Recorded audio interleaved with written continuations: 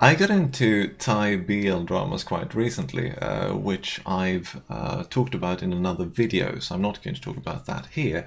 However, even though it's quite recent for me, I've already managed to watch 6.5 shows. 6.5 because I gave up on one, which is why here there are 7 images of boys from these 7 shows, and then one of them is half. Funny thing is, the one that is half is the one where I actually included 2 boys, so I sort of compensate for the fact that I gave up on them. I will explain why, and I can also already now say that this one is going to end up a bit lower than others, because what I want to do now is rank these shows. Partly because when I had seen the first show, which in this case was My Engineer, I wanted to watch more. So I looked up videos sort of like this one on YouTube, where there were lots of recommendations for what to watch next. And that was very helpful to me. So I'm hoping that this might be helpful to someone else like me, or like I was 2 weeks ago. I don't know, I watched these very quickly. So it could be helpful, so I'm going to try to keep this spoiler free. So I'm just going to rank them and say a little bit about them. If I want to say more about these, I would have to do that in another video. So here I'm just going to rank them and briefly explain why I put them on different tiers, because this is a tier list. And this was inspired by lists I've mostly seen in Sims 4 fandom. So I thought I'd bring this over here. I'm sure someone else has done the same thing, but to me, I like the format of being able to see all the ranks and also have them color coded. Now the color coding is not mine. I've stolen that completely from Tier List Maker online, but as you can see, I'm not using that. I'm using, this is in fact just Google Docs, because I'm basic. In this case it was the easiest solution. I thought I might go with something like Illustrator, but this was simply easier. So here we are. Google Docs for the win. Not for this win though. For those of you who have seen Together the series, you will hopefully know that this guy here is Win Meta Win, whose name still amuses me because I think it's super cute, because to me it feels like a name that is a sort of meta commentary on itself, which I realize is a sort of bad pun on my part, but I like bad puns, so I make no apologies. The reason I have these boys here instead of the posters is because if I scale the posters down that much, you can barely see what it is anyway. So instead I decided to go with sort of my favorite characters from each of the shows. Sometimes I wasn't entirely sure, but at least all the ones you see are some of my favorite characters from those shows. And then I'm going to explain what shows they are. Obviously, I'm not just going to rank Win or rank Perth, because I'm not ranking the actors, I'm ranking the shows. So I've arranged these in order of well, the order I watched them, except for this one. This one, which is Love Mechanics, I watched here in between Theory of Love and Dark Blue Kiss, but I gave up on it. So in fact I'm going to start with this one because I had high hopes when I started watching that part of End of Love. It confused me at first because I started watching the third part of End of Love. I did not understand that these were sort of mini shows within the show, a sort of compilation show. I still don't quite understand why they did it that way. And that is also my issue with it, because it had potential. I think that those 2 actors have potential, even though I had huge issues with the pacing and the script, and I would say the directing as well. So many things just didn't make sense because you just skipped forward and there was nothing, you got no help as a viewer.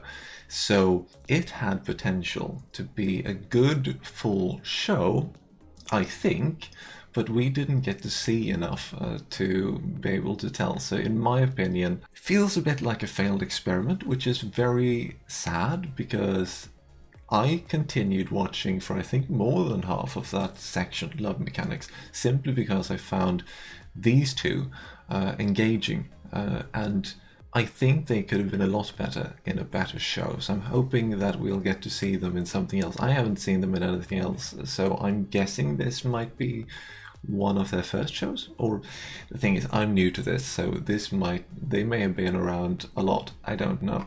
I haven't looked it up, but potential, but simply not good enough. However, they kept me somewhat captivated, so it's not an F tier. It is either E or D. Honestly, since I was so confused after a while, it's an E. And then we might as well go from the beginning instead, because the first one, this one here, Smiley Boy, whose name, I think the actor's name is Poi. In the show, his name is Duen, and well, I've seen sort of behind the scenes stuff later, and let's put it this way, at least in terms of mannerisms and a sort of general air of confusion, the actor and the character seem to have quite a lot in common, and they're both cute. That show was recommended to me by YouTube. I don't know why. I mean, YouTube knows me well at this point. Google knows all. So it was recommended. I thought I'll check it out. I don't know what it is, but it, cute boys. Can't go wrong. Well, can go wrong, obviously, considering this, which I gave up on. But in this case, I did not give up on My Engineer. My Engineer is a lovely little show. However, it's very different from the other ones because I don't know how many times when I watched it, I thought to myself, this is so dumb. I love it. So that's sort of the approach I feel that show has. It's silly, but in a lovely way. There are so many things that are so dumb, but so great. So I really recommend it because it's also, I've seen a little bit of older Boy Love back in the day when I first got into Boy Love, and this seems in a way more traditional, perhaps, in terms of light-hearted drama. So I really like it, but it's nowhere near as good as some of the other ones in terms of drama, for example. It's very, very tropey, but it's tropey in a fun way. It sticks to the tropes. They're pretty much all there. And sometimes, like I said, very dumb, but lovely. So I would say that's a C tier. Very nice. You should, if you haven't watched it, absolutely watch it because it's very good for what it is. But in terms of ranking it compared to the other ones, it's a C tier. After that, I moved on to Together. I think that was after I watched some of those recommendation videos, and I would guess that I saw Win and Bright, the two actors who portray the main characters, and thought, this could be interesting.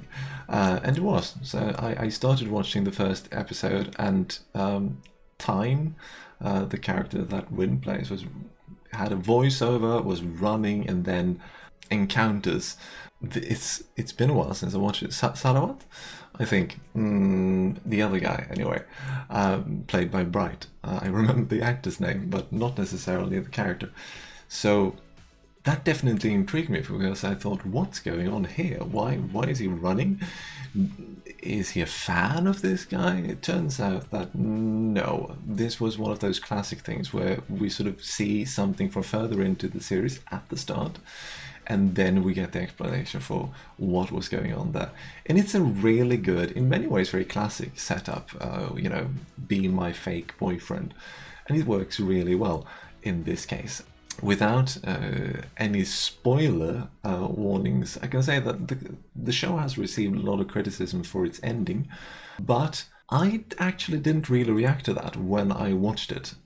Sure, the ending could have been better, but I was satisfied with the ending, actually. So if you see those kinds of negative reviews, because I think sometimes people are displeased with the ending and then leave a negative review for the whole show, I would say disregard that, because I think it works with the show. I think it works with what what went before in the show. And it's an ending that is not perhaps the typical, what we expect from the ending of a BL show, but in my opinion it works. And overall it's a great show. It's not amazing, but it's very good. So I would rank that as slightly better than My Engineer, so it's a B tier. Then we have Love by Chance. In this case the character is which in itself is an interesting name for me, who's not Thai. And Pete, who's the other character. Pete, I can say, he's not the one in the picture here, and that's not because I dislike Saint, the actor who plays Pete, but I think he was slightly miscast. I don't know, I didn't feel that he was entirely convincing as that sort of ultra cute character. I think they tried to exaggerate his cuteness too much, so it sort of got a little bit grating. But their relationship is still lovely. I really love that relationship in this show, and I love the relationship between two other characters that I'm actually, since I was going to avoid spoilers, since that is introduced a bit later in the show, I will not talk about that in detail. But I can say that one of the characters in that pairing, and those of you who've seen it and know who I'm talking about, is actually, I've seen some people criticize him. I can say who that character is. That character is Can. And some have said that he's like too exaggerated and too childish and too much. And the thing is, no, he's not too exaggerated. It's not officially stated, I think. I think they mentioned ADHD in the show, actually, but I'm not sure. But it's definitely, if it's not mentioned explicitly, it's very strongly hinted at.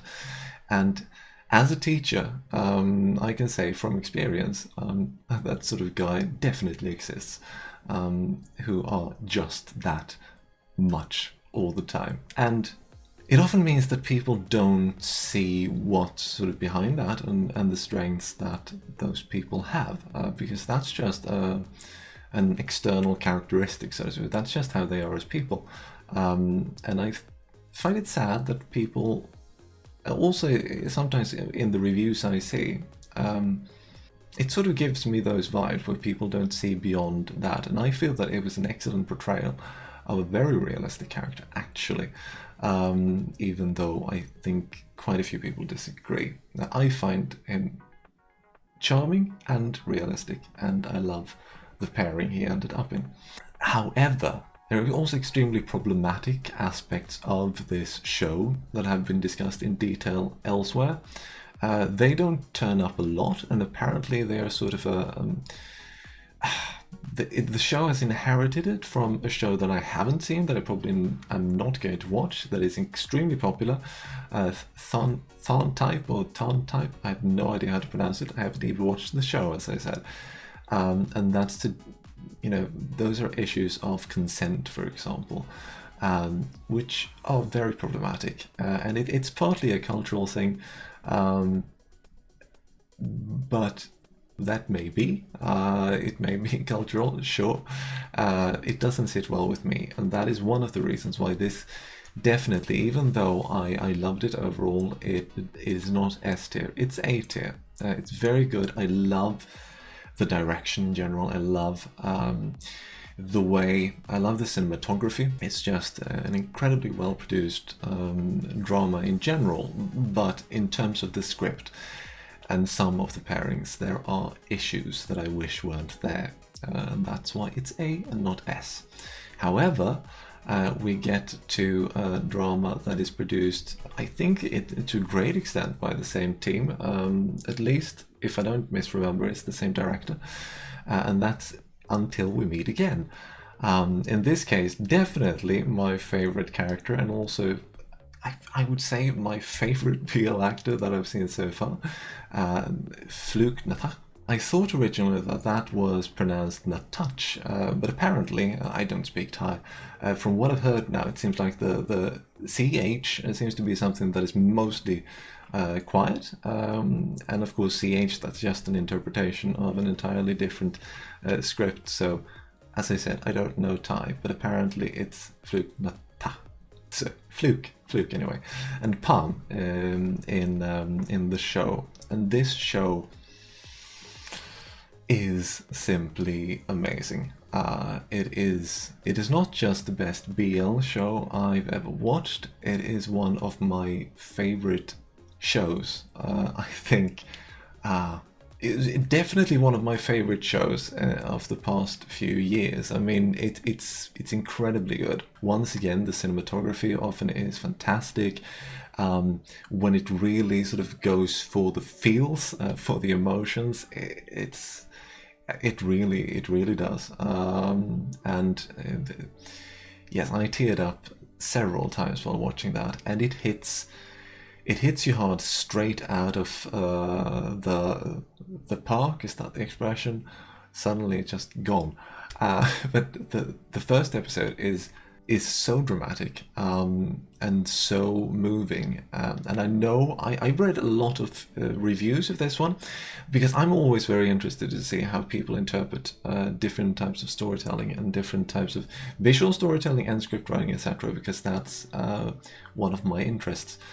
So I read a lot of reviews on Until We Meet Again, and I've seen that a surprising number of people are very negative for various reasons, some of them spoilery that I won't go into here. But one of them that was brought up by, I think, at least a couple of reviews I saw, was that they thought that it was bad to start with that sort of revelation at the start, that it should have led up to that dramatic scene in the beginning. And I will have to say, I disagree with that completely. I think one of the reasons this show is so fascinating and works so incredibly well is the fact that we have that structure. But I also understand that it is something that will not appeal to all viewers. So this is very much a show that I think you will either end up loving or not hating.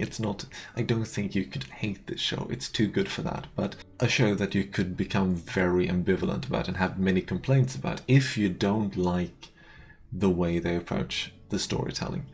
I've also seen complaints, and this should not be spoilery either. I've seen complaints that in the main couple of Palm and Dean, that it's strange that one of them is so sort of standoffish and sort of just tries to avoid. It's not even public displays of affection, because it's displays of affection in private. So private displays of affection are still PDA. And the thing is, I disagree with that as well. I see it as a personality trait. I think it's convincing for that character. And I actually didn't react to that. Well, I reacted to it somewhat in the show. I was like, why do you keep doing this? But at the same time, I found it convincing. Okay. I've been going on and on about this now so long that my computer suddenly ran out of space. Because I hadn't cleared enough space before recording this. Very professional. So where was I? The complaint that Palm, that his attitude towards Dean, or as we've heard many times, those of us who've seen it, Dean, his attitude to displays of affection, I find it, like I said, it's in character. It works for me, and it's cute. And also, it's in a very classic tradition of romantic storytelling that we perhaps don't see as much of anymore, at least not here in the West.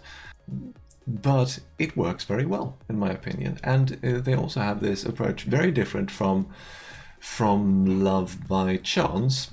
Okay, we're getting to the steamy part now, potentially, let's cut away, which I certainly don't mind. Sometimes it feels as if that's not something to spend too much time on.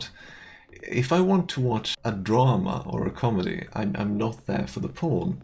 There's nothing wrong with porn, but you don't need to mix it into the dramatic storytelling if it doesn't serve a purpose for the storytelling. Sometimes it does, but sometimes it's just there as some sort of light porn. And then I might as well not have it there. However, that's another complaint about Until We Meet Again. Some people think, apparently, that the pacing is very off and that the director spends too much time on scenes that could have been much faster. The funny thing is, well, in that case I disagree entirely again, because that was one of the things I noticed while watching it, because I wasn't reading reviews while watching it, because when I watched Until We Meet Again, I just watched Until We Meet Again as much as I could. Those were some late nights. And I actually thought about that. I really like, sometimes I could be a little bit frustrated as well because I wanted to move forward with the story, but at the same time I appreciated that it took the time to rest on certain scenes. Because one thing that does for the viewer is that it forces you to think, why are we resting here? And it forces you to think a little bit more about the story in general, so it gives you a little bit of respite where you can think. And that can be very frustrating to many viewers because it's not something you generally see that much of in very commercial storytelling. Commercial storytelling tends to be very much like we need to get through this quickly and just more and more action. You see a lot more of those introspective moments in less mainstream media, which I often have an issue with. I like mainstream storytelling. That is my sort of primary interest, but I do like when some of the other types of storytelling make it into more mainstream storytelling in an effective way. Certainly Until We Meet Again is not perfection. It has some issues, but it's amazing, which means that it definitely ends up as S tier. I mean, you should be able to tell, considering how much I've been going on and on about it. I apologize. So what do we have left? Well, after Until We Meet Again, I had more problems finding another show to watch, because now I've more or less watched all of the officially available shows on YouTube. However, there are some I haven't watched, and one of them that I found, and that I found very interesting, was then Theory of Love. And Theory of Love is a simpler show, suddenly I got a bit American there, a simpler show than Until We Meet Again in terms of plot. In some ways it's quite, I would say, traditional, because you know, it's the whole thing where you have someone who is secretly in love with their best friend who never notices, and then, you know, the expected things happen more or less with that, but with interesting twists, and just told in a very, very efficient, very clear way, with additions that didn't make it seem it was never boring. It used tropes, but it used them in a good way. Tropes are excellent. I mean, tropes aren't bad, but you need to do what Theory of Love did and actually add something, a little bit of philosophy, if you will, in this case. I really, really, once again, without spoilers, I really, really, really, really, really, yes, I really like the ending. There are there's especially, I mean, there are lines, and the show knows this. It knows it has good lines because it ends with a line from the show at the end of, I think, every episode, which really highlights the fact that it has a very good script, and it knows that it's a good script. So I am very this is tricky, because I don't know if that's an A tier or an S tier. I've been thinking about this before I started recording. I can't say that I've planned this out a lot, but I have thought about where I might put them, and I still don't know where to put Theory of Love. Now, it's very good. It doesn't have the problematic parts of Love by Chance, at least not that I remember. In that sense, it could be S tier, but the story isn't quite as as amazing as Until We Meet Again. So I would say, I wish I could cheat and put it right in between, but let's put it A. I like that Until We Meet Again can be the supreme ruler. That's what S stands for in this one now. Supreme ruler. So this one is almost S tier, but let's put it A. And finally, we have Dark Blue Kiss that I've just watched with Pete and Cow are the names of the characters there. This is Tawan. I've learned so many names of actors recently because I've started watching behind the scenes stuff and watching other shows. Like this is, I don't know, is it pronounced Gun? I assume so, which amuses me because in Sweden, Gun, or pronounced Gun, is a female name.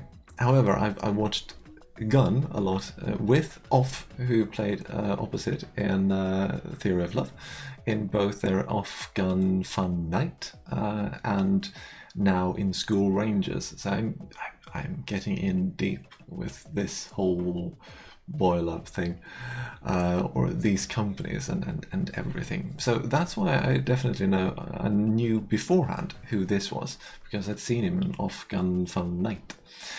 However, the show, there are things I love about that show. I love the fact that Dark Blue Kiss brings up, in a realistic, very realistic way, I know this from personal experience, how anxiety-inducing it is when you need to come out to your family, even if you should know that it should be fine if you're in that sort of family. The fact is, you're always very, very, very worried, pretty much. Some people aren't as worried as others, but if you have the personality that Cow has in this show, or something similar, you will be very worried, and you will put it off for a long time until you're sort of forced to do it. So that whole thing was very convincing. I dislike the fact that, and I've seen this in reviews of it as well, that often you feel like if you would just, talk, sometimes the script goes too far in having one or the other character not saying something when they easily could. However, that can also be very realistic, unfortunately. So it doesn't really work that well in terms of fiction.